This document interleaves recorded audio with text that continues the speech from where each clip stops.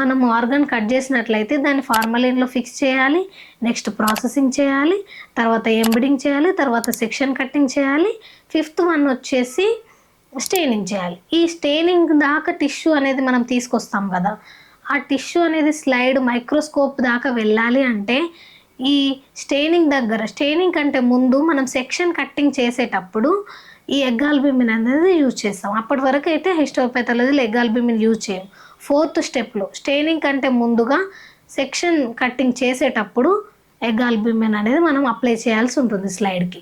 So అది ఎలా prepare చేసుకోవాలో ఇప్పుడు మనం ఈ వీడియోలో తెలుసుకుందాము. ఇది ఓరల్గా చెప్తున్నాను ఎలా ప్రిపేర్ చేసుకోవాలనేది. నెక్స్ట్ మీకు వీడియోలో ఎగ్ ఆల్బుమిన్ ప్రిపరేషన్ ఎలా చేయాలి అనేది ఒక షార్ట్ వీడియోలో నేనైతే ప్రిపేర్ చేసి మీకు పోస్ట్ చేస్తాను. ఇప్పుడైతే మనం ఎగ్ ఆల్బుమిన్కి ఏమేమి అవసరం ఉంటుంది అనేది తెలుసుకుందాం.